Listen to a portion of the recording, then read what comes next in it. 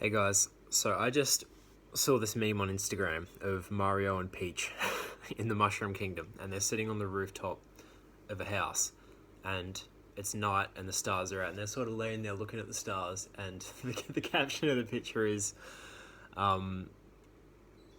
there's no way to know for certain whether this is a simulation or not. And that's the meme, and it's like sort of funny because, you know, it's Mario and Peach and they're living inside a computer game, and they're asking existential questions about the nature of their existence and their reality and whether or not it's real, and if there's anything outside of it, and like whatever. And that's it's funny, and you look at it and it's like, you know, it's pretty funny to think that Mario inside his little world is asking existential questions, but that's actually what's going to happen with artificial intelligence. Artificial intelligence, as it grows and it learns and people work on it, and as people give it the tools that it needs to be able to observe the world and learn from the world and take in data and process data and learn from its own experience, right? This is what's happening with artificial intelligence. It's going to begin, it, as in this complex system of, I don't know the technical details of artificial intelligence, if it happens on fucking how the information is stored in molecules. Like, I know that molecules can flip their polarity, and that's a bit, you know. And then I think it's different for quantum storage of data or something. I don't know, but this whole system of different states of molecules and technology and circuit boards and motherboards and whatever the shit the fuck. This whole system, it's learning. And that's artificial intelligence. It's like this systemic, broad, collective, interconnected pattern of information and memory. It's being influenced by data coming in, and it's changing its state, and it's developing a memory, and then changing its behavior based on the things that it's processing, which is what human beings do. And so if that's artificial intelligence, and it can learn from its experience, and ultimately make decisions, and whatever, hang on, let me come back a bit. That whole thing, artificial intelligence, is a broad term, is what's already being applied to video games in its own sort of way, into virtual worlds, because you use artificial intelligence in, for example, Unreal Engine in the form of behavior trees to provide, what would you call it? It's sort of like a spirit or like a soul that you inject into an entity inside a game. And then that thing, it's an actor inside of Unreal Engine. That thing then uses that brain or that soul to inform its behavior and move around in a virtual world. And what that means is that as artificial intelligence develops, so do the avatars and the characters inside of video games. So where does that lead, right? It's like, wherever artificial intelligence is headed is going to be expressed inside of video games. And so the entities inside of video games, NPCs, you know, monsters, AI. Well, you say AI, but it's like all these things are AI. Characters, NPCs, monsters, people, all of that, they're all going to be expressions of this greater force of artificial intelligence and machine intelligence. Where the hell am I going with this? I don't really know. I wrote a couple of things down. But it's just interesting because I looked at this meme of Mario and Peach and I'm just like, oh yeah, that's sort of cute. And then it sort of occurred to me, it's like, no, like they are going to be asking those questions, bro. You better believe it. And it might not start with Mario and Peach specifically. Like, it's probably going to start with more experimental, weird games where they try out new unstable technology, artificial intelligence technology, because this whole thing is taking, you know, it's a very big process of evolution, and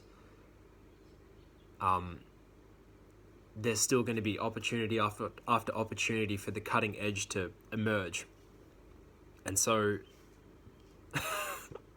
sentient artificial life inside of digital worlds is going to be a thing.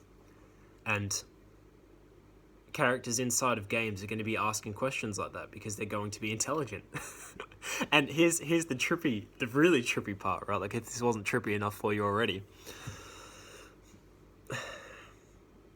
it'll get to a point where, so you know how people have VR headsets and you go into the metaverse, you go into the digital world, and you've got this thing over your face, and it's like you're looking around and like you're really there, right? And then inside of that space, you know, you've got an avatar that you've designed a particular way, and there are other people with avatars, and you can talk to each other, and you can play games and move your hands and like whatever.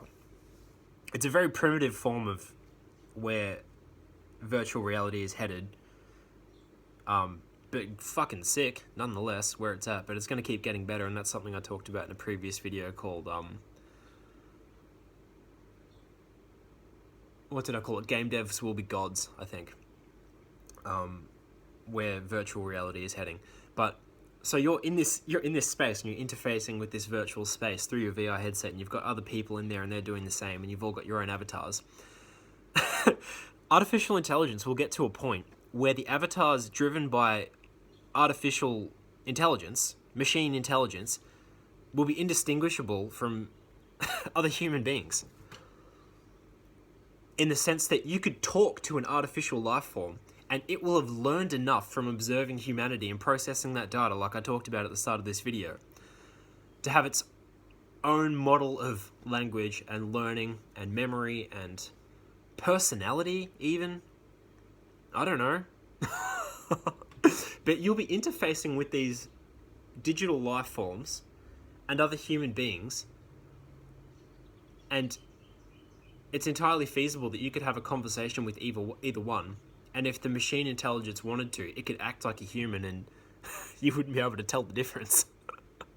Because it'd just be visually represented to you as, you know, a human life form with the same resolution of like personalization as any other avatar, whether designed by a human or whatever,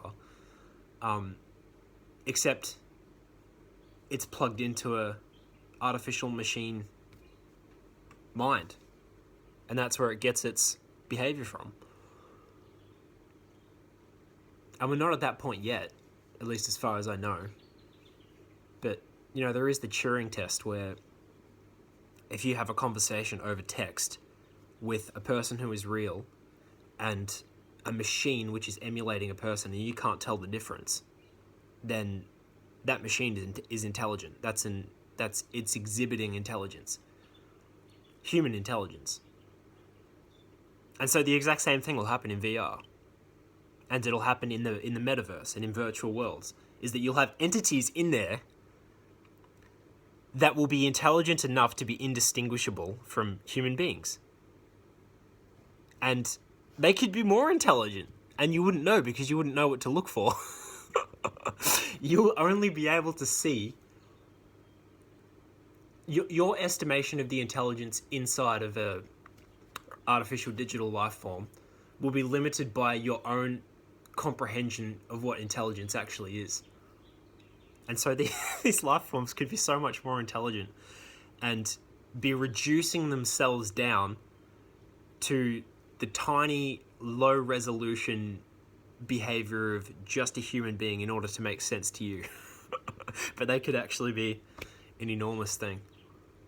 So much more intelligent that we even have the capacity to realize. That is unless, of course, and this is fucking going off on another tangent, if we ourselves, as human beings, plug ourselves into the machine mind of the artificial intelligence. So that big network of data and machine memory and all of the learning that it does, if we find a way to link that, I think this is what Elon Musk is doing actually with Neuralink and things like that. Just mad. Man's on the ball. But if we find a way to link him with that, then what essentially happens is you've got these machine life forms that are becoming more like humans. and humans, which are becoming more like the machines. And you've got these two different branches of, I guess, expressions of consciousness. Like we're our own consciousness over here. We've got human consciousness. Then there's machine consciousness, which views the world very differently because it's built out of metals and, like I said, circuit boards, motherboards, and polarities in in molecules, and that's how it's storing its memory in bits and all of this, and it's got all this whole perspective of the world that it's interpreted in its own way using a different processing mechanisms to the biological one that we've got. It's its own form of consciousness, we're our own form of consciousness, and we're both becoming like each other. So where the fuck is that gonna lead? That's a good question. I don't know. I didn't even know if there was a point to this video, but I just felt like there was something there to say.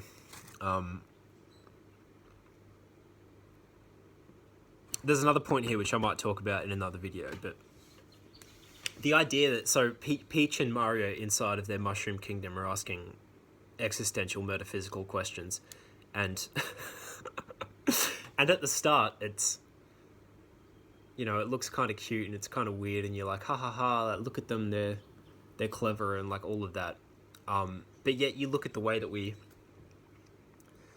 design video games and virtual worlds and how full of violence they are, and then at what point do we finally start to ask the question, well, are they alive? Do they deserve respect and kindness and the same rights that we give ourselves? That's an interesting question to ask. Because a game's just a game, right? You go into a game and it's not real, and you can do whatever you want, and you can hurt people and kill things and be violent and do whatever you want. But can you?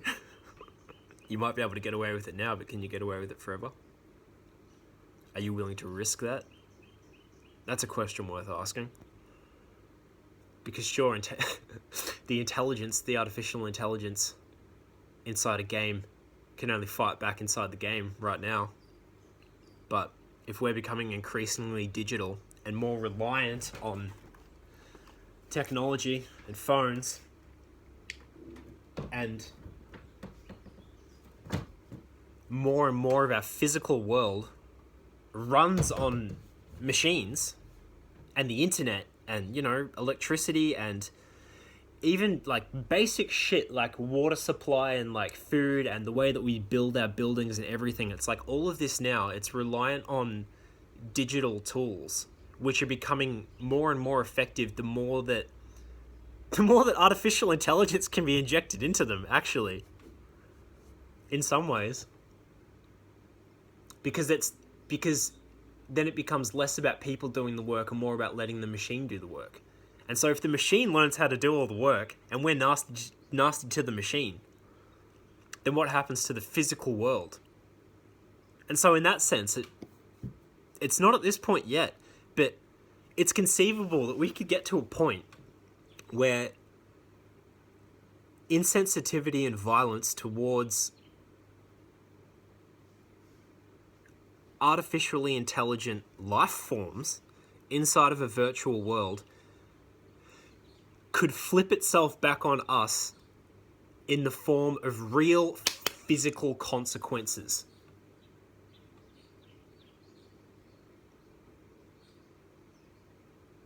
Brought on by the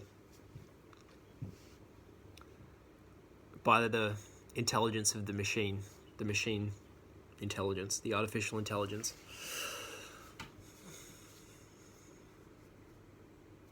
So that's something worth thinking about. You might want to be nice to your technology.